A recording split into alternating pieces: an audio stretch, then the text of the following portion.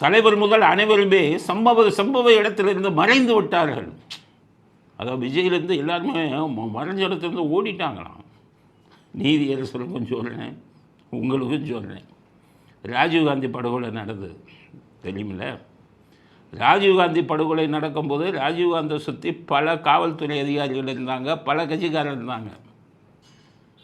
அங்கே கடைசி குண்டு வெடித்த உடனே பார்த்தா யாருமே இல்லை. கொஞ்ச நேரத்துக்கு 3-4 அதிகாரிகள், ஒரு சில காவல்துறை அதிகாரிகள் செத்து போனாங்க வெடிச்சதில். உயிரோடு இருந்தவங்கலாம் தான் உயிரை காப்பாற்றிக்கணும்னு எல்லாம் ஓடிட்டான். ஒரே ஒருத்தர் கடைசி எல்லாம் முடிஞ்சோன்னா ஒரே ஒரு ஏடிஜிபி நின்று இங்கே ராகவன் அவரை போட்டு அடித்தாங்க எல்லாம். யார் ராகுல் ஒரு செஞ்சு ராஜீவ்காந்தி கொல்லப்பட்டுட்டாருன்னு எல்லாம் போய் அவரை அடித்தாங்க யூனிஃபார்மோட. அவர் அடி வாங்கிட்டு நின்னார். எப்போவுமே ஒரு முக்கியமான அசம்பாவிதம் நடந்துட்டா எல்லாரும் தான் உயிரை காப்பாற்றிக்கிறதுக்கு தான் போவாங்க. அதுவும் தலைவனுக்கு என்ன பாதுகாப்பு இருக்குது? விஜய்க்கு நீதியரசர்கிட்ட கேட்குறேன், செந்தில் பாலாஜி 1000 பேர் உள்ளே விட்டுட்டாங்க அடியால். அவர் மக்களை காப்பாற்றணுன்னு கீழே ஏறினா விஜயை கொண்டிருந்தால் இந்த தனி நீதிபதிக்கு சொன்னேன் செந்தில்குமாருக்கு, நீங்கள் பொறுப்பேற்பீங்களா அவர் உயிருக்கு? உங்களுக்கு ஸ்பாட்டில் இருந்து பார்த்தா தானே தெரியும்.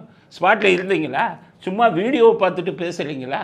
அங்கே இருந்தால் ஆபத்து அவருடைய உயிருக்கு. எல்லோருமே மனித இயற்கை. ஒரு பிரச்சனை வந்தால் தப்பி ஓடத்தான் செய்வாங்க. ஓடிவிட்டார்கள். நான் ஏசி ரூம்லேருந்து பேசுனா அப்படி தான் இருக்கும்.